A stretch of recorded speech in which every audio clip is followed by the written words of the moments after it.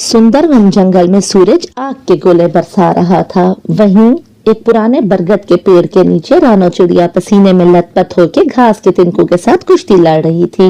वो अपनी छोटी चोंच से घास के तिनकों को बड़ी नजाकत से बुन रही थी। ये साधारण घास की टहनियां बहुत जल्दी सूख जाती हैं। काश मैं कोई ऐसा तरीका ढूंढ पाती जिससे ये तिनके धूप में भी ठंडे रहते। अगर मैं इस नीम की टहनी को दाएं ओर लगाऊं तो हवा और भी ठंडी हो जाएगी। तभी कालू कौवा उड़ता हुआ आया और हाँफते हुए बोला, अरे ओ रानो, मेरी छतरी भी अब काम नहीं कर रही। क्या मेरा एसी तैयार है? कल रात तो गर्मी के मारे मेरी काएं भी ढंग से नहीं निकल रही थी। रानो, ओ रानो, जल्दी कर भाई, अब मजीद सहन नहीं होता। बस कालू भैया, 2 टांके ही बाकी हैं। आप तो जानते हैं कि मैं पहले घास को नदी के पानी में भिगोती हूँ, उसके बाद बुनती हूँ ताकि ठंडक बनी रहे। अरे रानो, तेरे काम के चर्चे तो दूसरे जंगल तक फैल गए हैं, इसमें तो कोई शक नहीं। तेरा काम जैसा काम तो किसी का भी नहीं होता। कालू भैया, ऐसी बात नहीं है। आप सब मेरे परिवार के जैसे हैं। बेशक मेहनत मेरी होती है, लेकिन बरकत आप सबकी दुआओं से होती है। सबसे सूखे और ऊंचे पेड़ पे बैठा बुल्ला चील ये सब नजारा देख रहा था। मैं इस जंगल का राजा हूँ, लेकिन मुझे तो कोई पूछता ही नहीं। हर कोई रानो रानो कर रहा है। नहीं, ऐसा नहीं हो सकता। अगर रानो ने इस जंगल की गर्मी खत्म कर दी तो मेरी दहशत और मेरे रोब तले कौन आएगा? मैं आज ही ये सारे एसी नष्ट कर दूंगा। मैं आज ही ये सब कुछ खत्म कर दूंगा। फिर मैं देखूंगा कि कैसे हर कोई रानो रानो करता है।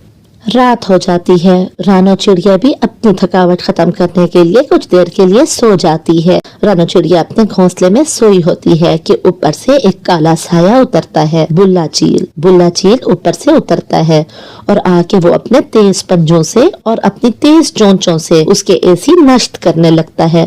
हा हा हा हा, अब रानो चिड़िया की सिसकियों से ये जंगल गूंज उठेगा। सुबह का सूरज रानो चिड़िया की बर्बादी दिखाएगा।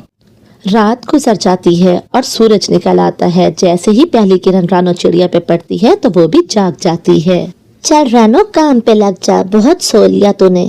जैसे ही रानो चिड़िया बाहर आती है तो वो अपने टूटे हुए एसी को देख के बहुत रोती है। पूरा जंगल वाकई ही उसकी सिसकियों से गूंज उठता है। ये क्या हुआ? मैंने तो कभी किसी के साथ कुछ बुरा नहीं किया था। मेरे साथ ऐसा किसने किया? मिट्ठू तोता, कालू कौवा भी अपना सामान लेने के लिए वहाँ आ जाते हैं। ये सब क्या है चिड़िया? मेरा एसी कहाँ है? कालू भैया, पता नहीं किसने रात को मेरे सारे एसी तोड़ दिए। ये देखिए, मेरा एक एक दिन का बिखेर दिया। झूठ, सरासर झूठ। ये सब काम ना करने का एक बहाना है। तुम हमारे पैसे हड़पना चाहती हो। ऐसी बात नहीं है मिठू भैया, आप मुझे कुछ समय दीजिए, मैं फिर से बना दूंगी। समय? कैसा समय? आज के आज शाम तक अगर हमारे एसी हमें ना मिले तो हम तुम्हें धक्के मार के इस जंगल से निकाल देंगे। हमारा घोंसला तंदूर बना हुआ है, हर तरफ लू चल रही है और तुम समय मांग रही हो। ऐसे लड़ते झगड़ते हुए वो पक्षी वहां से चले जाते हैं और रानो चिड़िया पीछे बैठ के रोती रहती है। उसे अपनी गरीबी और अपनी बेबसी पे तरस आ रहा था। वहीं तेज हवा चलती है और फिर एक खूबसूरत सी सुंदर सी परी प्रकट होती है। रो मत चिड़िया, तुम्हारे आंसू हीरे के जैसे कीमती हैं। आप कौन हैं दीदी? क्या आप जानती हैं कि मैं बेकसूर हूँ? हाँ, मैं सब जानती हूँ। मैंने बुल्ला की बदमाशी भी देखी और बाकी के पक्षियों का दिल भी देख लिया। तुम बिल्कुल मत रो, मैं तुम्हें जादुई घास देती हूँ।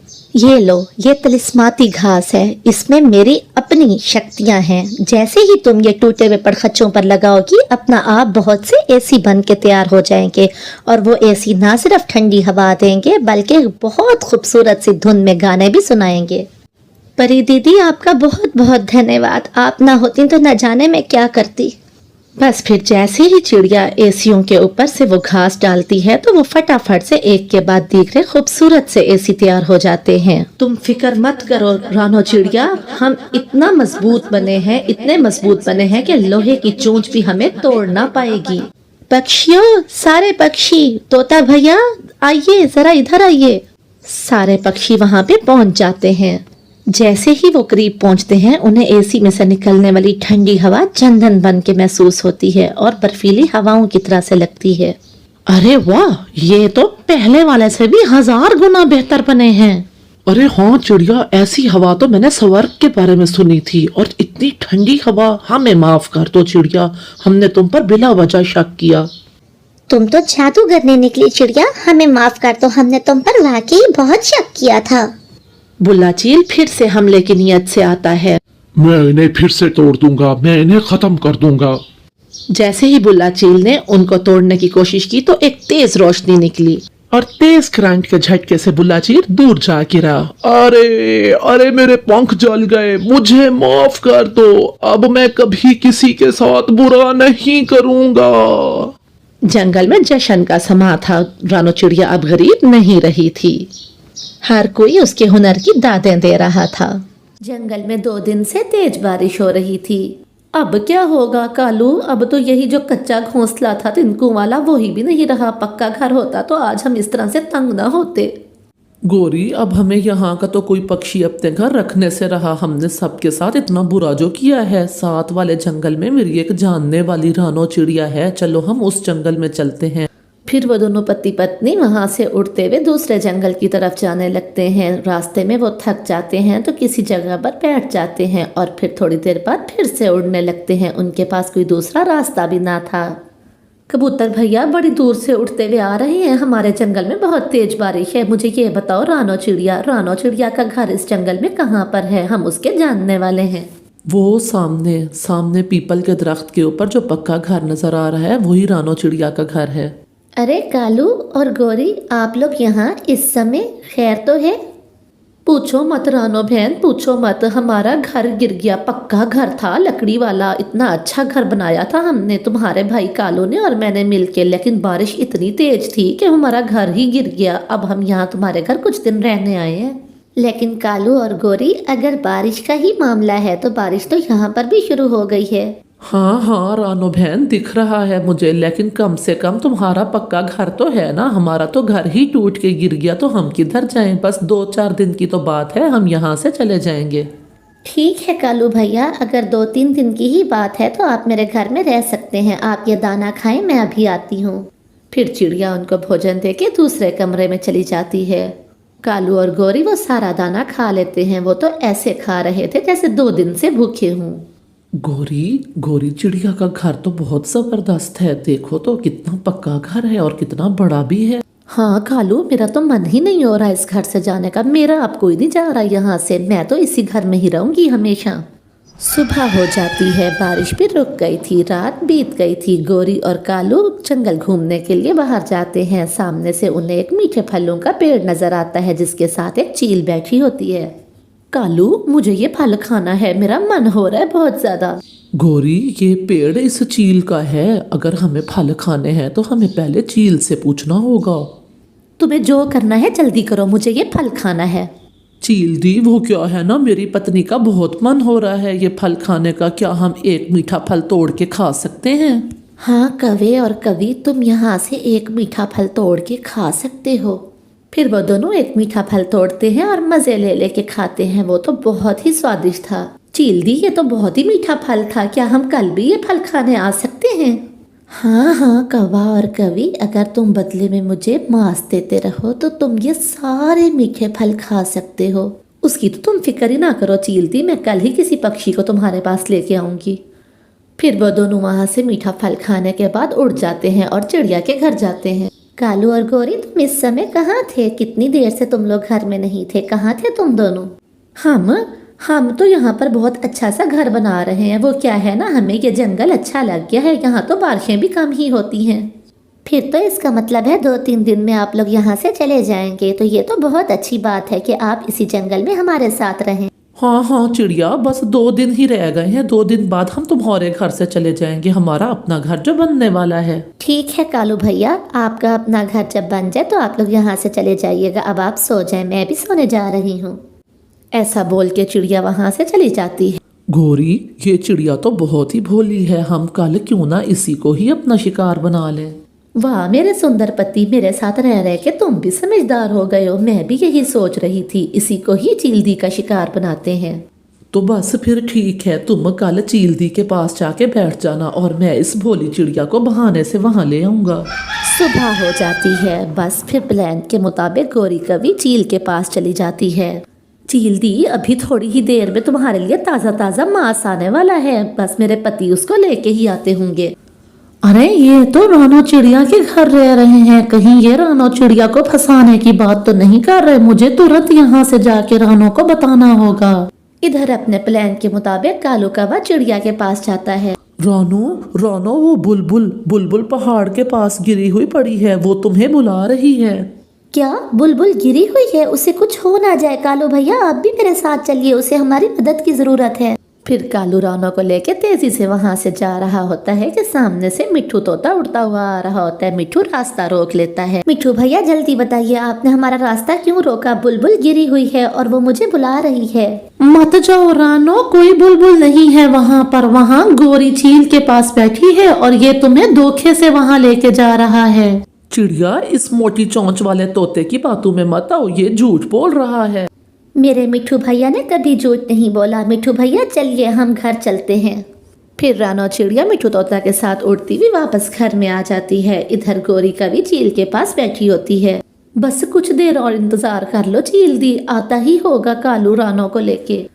तुम मुझे मांस खिलाना चाहती हो ना काली कवि, तो ऐसा करते हैं मैं तुम्हें ही खा लेती हूँ। इस तरह से मुझे मांस मिल जाएगा और तुम्हारे पति को मीठे मीठे फल मिल जाएंगे। ऐसा कह के चील गोरी कवि को दबोच लेती है और उसी को ही खा जाती है। और इधर दूर बैठ के देखता हुआ कालू कौवा रोने लगता है। उन्हें उनके किए की सजा मिल जाती है। गोरी कवि रानो चिड़िया के घर मिठाई लेके जाती है। चिड़िया चिड़िया ये लो मिठाई खाओ। ये मिठाई किस खुशी में है गोरी बहन? चिड़िया बहन, मैंने अंडा दिया है। फिर तो बहुत खुशी की बात है गोरी बहन। चिड़िया बहन, मगर एक समस्या है। वो क्या गोरी बहन? मेरा पति आज सुबह विदेश के जंगल चला गया है। अब मैं भोजन ढूंढ के लाऊंगी कि अंडे का ख्याल रखूंगी। आपका पहला अंडा है, आप अपने अंडे का ख्याल रखना। रही बात भोजन की, तो वो मैं ढूंढ के ले आया करूंगी। आखिर पड़ोसन हूँ आपकी। चिड़िया बहन, तुम बहुत अच्छी हो। फिर गोरी कवि अपने घर लौट जाती है। कालू, अब तुम 1 महीने के लिए अपने मामा जी के घर चले जाओ। मैंने अपने भोजन का बंदोबस्त कर लिया है। अगर किसी को पता चल गया कि ये अंडा असली नहीं है बल्कि प्लास्टिक का है, तो सब पक्षी मिलके तुम्हें बहुत मारेंगे। तुम मेरी चिंता ना करो, मैं सब संभाल लूंगी। अब तुम चिड़िया से छुप के जाना, क्योंकि मैंने उसे कहा है कि तुम विदेश गए हो। फिर कालू कौवा अपने मामा जी के घर चला जाता है। चिड़िया बहन, अब बस भी करो, इतना सारा दाना तुम क्या करोगी? मुझे गोरी के लिए भी दाना लेके जाना है, क्योंकि उसने आज अंडा दिया है और मैंने उससे कहा है कि वो अपने अंडे की रक्षा करे। भोजन मैं उसे ला के दिया करूँगी। अगर ऐसी बात है तो मुझे भी गोरी की मदद करनी चाहिए। फिर चिड़िया गोरी के पास चली जाती है। ये लो गोरी, भोजन खा लो, आज सूखा दाना ही मिला है। वो तो ठीक है चिड़िया, लेकिन आज मेरा मीठा मीठा फल खाने का दिल कर रहा था। गोरी बहन, आज आप ये खा लें, कल मैं आपके लिए मीठा फल लेके आऊँगी। ठीक है चिड़िया, तुम बहुत अच्छी हो, तुम कितना ख्याल रखती हो मेरा। अरे ये क्या, इस पेड़ पे तो मीठा अमरूद लगा हुआ है, लेकिन मैंने तो पेट भर के भोजन खा लिया है। ऐसा करता हूँ, ये अमरूद मैं गोरी कवि को दे आता हूँ, बेचारी अंडे पे बैठ बैठ कर थक गई होगी। फिर मिट्ठू तोता वो अमरूद उठा के गोरी कवि को देने चला जाता है। गोरी, तुम सोई हुई हो, अपने अंडे पर बैठो वरना तुम्हारा अंडा खराब हो जाएगा। ठीक है मिट्ठू, ये बताओ कि इतना पका हुआ और मीठा अमरूद तुम मेरे लिए लेके आए हो? हाँ, ये अमरूद मैं तुम्हारे लिए लेके आया हूँ। मुझे चिड़िया ने बताया है कि तुमने अंडा दे रखा है। आप सब कितने अच्छे हो, मेरे अंडे की आप सबको कितनी चिंता है। फिर मिट्ठू तोता वहाँ से वापस आ जाता है। ऐसे ही दिन बीतते जाते हैं। गोरी कवि को रोज कोई ना कोई पक्षी भोजन देता है और रानो चिड़िया रोज गोरी कवि के लिए भोजन लेके जाती। एक दिन लूसी कबूतरी चिड़िया से पूछती है, चिड़िया बहन, क्या गोरी के अंडे से बच्चा निकल आया? नहीं लूसी बहन, अगर उसके अंडे में से बच्चा निकला होता तो गोरी बहन यहाँ पर भोजन लेने खुद आ जाती। चिड़िया, मुझे तो कुछ दाल में काला लग रहा है। इतने दिनों में तो कवि के अंडे से बच्चे निकल आते हैं। गोरी बहन, ये लो, भोजन खा लो। और हाँ, मुझे याद आया, लूसी बहन बता रही थी कि इतने दिनों में तो कौवों के अंडे में से बच्चे निकल जाते हैं, तो फिर तुम्हारा क्यों नहीं निकला?